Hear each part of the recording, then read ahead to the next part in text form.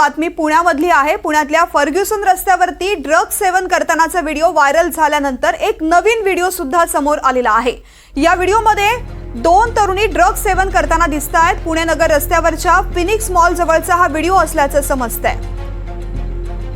पुण्यामधला बारमधला पबमधला video viral झाल्यानंतर आता आणखीन एक व्हिडिओ समोर आलेला आहे, ज्यामध्ये दोन तरुणी ड्रग्ज सेवन करताना असताना दिसून येत आहेत। पुण्यातल्या फर्ग्युसन रस्त्यावरचा ड्रग्ज सेवन करतानाचा व्हिडिओ व्हायरल झालेला होता आणि आता आणखीन एक नवीन व्हिडिओ समोर आलाय। या व्हायरल व्हिडिओमध्ये दोन तरुणी ड्रग्ज सेवन करताना दिसतात।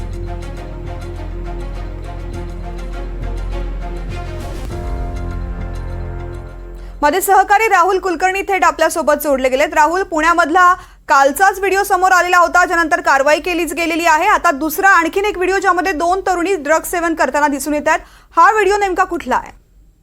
नाही, याबद्दलची स्पष्टता आपण करूया। पुणे नगर रोडवरच्या फिनिक्स मॉल मधला हा व्हिडिओ आहे। 1 मिनिट 24 सेकंदाचा हा व्हिडिओ आहे आणि या व्हिडिओमध्ये सुरुवातीला एक मराठी वाक्य आपल्याला ती तरुणी बोलताना दिसते।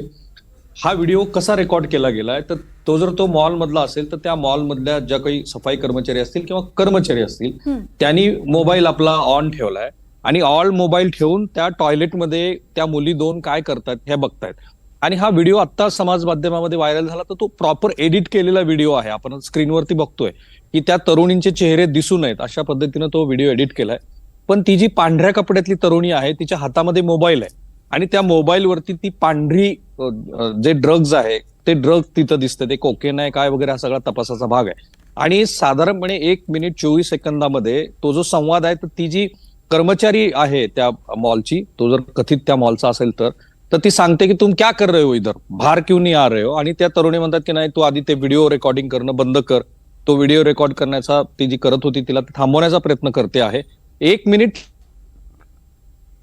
ही वेळेला आपल्याला त्या तरुणीच्या हातात असलेल्या मोबाईलवरती ते जे ड्रग्ज आहे ते ड्रग्ज दिसतं। ती तरुणी ते ड्रग्ज घेण्यासाठी जे कार्ड स्वाईप करते ते कार्डचा वापर करते आहे असंही त्याच्यामध्ये दिसतं।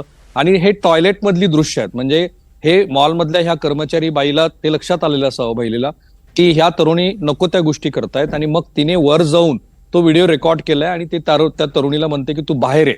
आता हा एडिटेड असल्यामुळं नेमका तो तिथलाच आहे, तो केव्हा शूट झालाय आणि कुणी तो शूट केलाय ह्याच्याबद्दलचे तपशील आपल्याकडे नाही आहेत। पण आता तो समाज माध्यमामध्ये व्हायरल झाला मोठ्या प्रमाणामध्ये आणि पुण्यात काय चाललंय वगैरे असा प्रश्न विचारायचं काय लॉजिक शिल्लक राहिलंय? आता पुण्यात जे काही चाललंय ते दिसतच आहे। पोर्शे प्रकरण झालं, ललित पाटील प्रकरण झालं, कालचंच पबचं जे व्हिडिओ व्हायरल झाले ते, आणि आत्ताचा हा व्हिडिओ।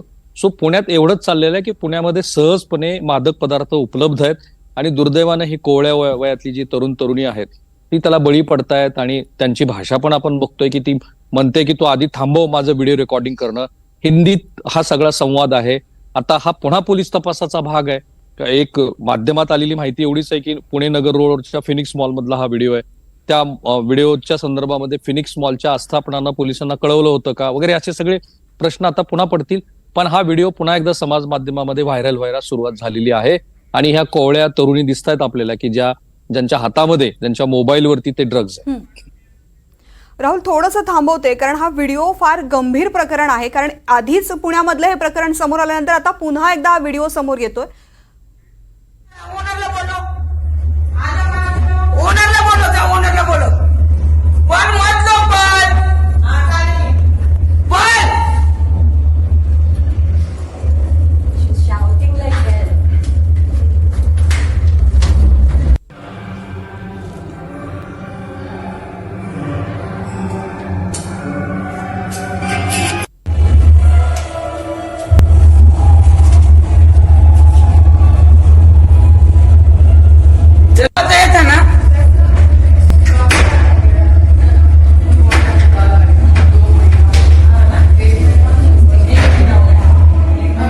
चलो बाहर आओ, जल्दी आओ। आज ना दीदी वीडियो चल रही है, क्या करोगे आप?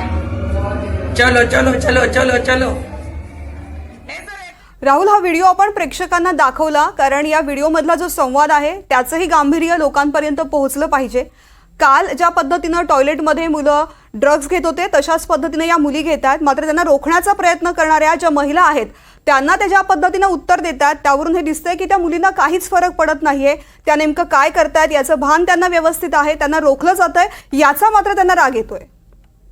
हो, काल अर्चना मोरेनी ते जे एक्सप्लेन केलं आपल्यासोबत बोलत असताना, पब मध्ये ज्या मुलांचे त्यांनी व्हिडिओ रेकॉर्ड केले ते इतके हाय होते. हायचा अर्थ सगळ्यांना कळतो की ते इतक्या हाय होते की त्यांना कळतच नव्हतं की आपण काय करतो. इथे पण आपल्याला ते दिसतंय ना दृश्यामध्ये, की त्या ज्या बाई आहेत त्या दोघींना म्हणतात की तुम्ही बाहेर या. पण ती जी जागा शोधली गेली ना, टॉयलेट ही आता कशी जागा झालेली आहे बघा. कालपणच्या व्हिडिओमध्ये पण युरोपियन स्टाईलचं जे टॉयलेट होतं त्या टॉयलेट वरती ठेवून ते ड्रग्ज घेण्याचा प्रयत्न सुरू होता. इथे पण या मुलींना जी सुरक्षित जागा वाटते आहे ती टॉयलेट आहे, आणि मुलींच्यासाठी असलेलं जे टॉयलेट आहे म्हणजे महिलांसाठीचं, तिथे जाऊन त्यांनी हा प्रकार केलेला आहे. हा व्हिडिओ पुन्हा एकदा हा बहुधा पूर्वीच रेकॉर्ड झालेला आहे, प्रॉपर एडिट करून आज समाज माध्यमामध्ये तो दिलाय. देणाऱ्याची ही इच्छा असावी बहुधा की काल ज्या पद्धतीनं महाराष्ट्रभरातले देशभरातले माध्यमं या पुण्याच्या पब संस्कृतीबद्दल बोलायला लागली, पूर्वी पण बोलत होती, पुन्हा या निमित्ताने याची सर्वंकष चर्चा व्हावी या उद्देशानं बहुधा हा व्हिडिओ कुणीतरी सोशल मीडियामध्ये पोस्ट केलाय. आणि ते दिसतं आहे की टॉयलेटमध्ये जाऊन ह्या तरुणी तिथे ड्रग्ज घेत आहेत. आणि मगाशी आपण डीसीपीना विचारलं की एनडीपीएस ऍक्ट नुसार तो गुन्हा का दाखल केलेला नाही, तेव्हा ते म्हणाले की काल ज्यावेळेला अबकारी विभाग आणि पोलिसांनी कालचा पब सील केला त्यावेळेला तिथे कुठलंही ड्रग आढळून आलेलं नाही. पोलिसांनी खरं तर आता या दृष्टीने विचार करावा, कारण कायदा तसा परमिट करत नाही, की जे व्हिडिओमध्ये दिसतं आहे त्याच्या अनुषंगाने काही गुन्हे दाखल करता येतील का. आता या तरुणीच्या हातातला जो मोबाईल आहे लेफ्ट साईडचा, त्याच्यात ते दिसतं आहे की तिथे पांढरा असा काहीतरी पदार्थ आहे. ऑब्व्हियसली तो मादक पदार्थ आहे, कोकेन असू शकतं, एमडी ड्रग असू शकतं. पण हे व्हिडिओ ज्या फ्रिक्वेंटली पुण्यातनं बाहेर येत आहेत त्यानंतर आता कुठलीही अशी चर्चा उरलेली नाही की पुण्यामध्ये काय होतंय. परवा पोलीस भरती असताना मी पुण्यातल्या काही वरिष्ठ पोलीस अधिकाऱ्यांशी सहज खासगीमध्ये गप्पा मारत होतो आणि त्यांनी खूप महत्वाच्या गोष्टी आपल्याशी शेअर केल्या. ते काय म्हणाले की कुरकुममध्ये साधारणपणे 3,800 कोटी रुपयाचे जे ड्रग्ज पकडलं, त्यानंतर त्यांना पण बेसिक काही प्रश्न पडले होते ज्याचं प्रेझेंटेशन गृहमंत्र्यांच्या समोर झालं, ते याच व्हिडिओच्या अनुषंगाने आपण सांगायला हवं. त्यांना ज्या वेळेला कुरकुम एमआयडीसी मध्ये त्यांनी कारवाई केली त्यावेळेला तिथे एमआयडीसीच्या वेगवेगळ्या कंपन्यांमध्ये जिथं कारवाई झाली एक विशिष्ट असा वेळ ठरवून कुकर जे असतं प्रेशर द्यायचं, तिथं विशिष्ट वेळेमध्ये ते ड्रग्ज तयार होईल अशा पद्धतीची रचना आढळून आली.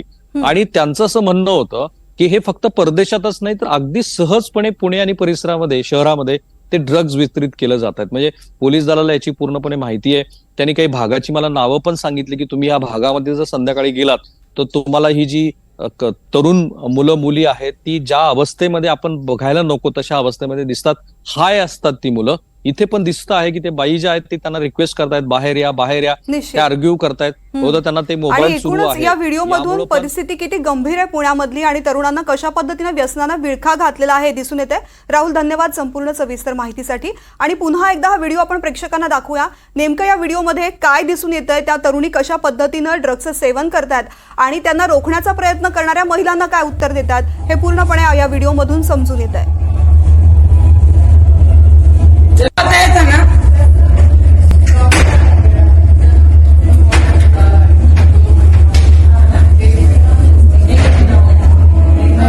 चलो बाहर आओ, जल्दी आओ. तो आज ना दीदी वीडियो डाल रहे क्या करोगे आप?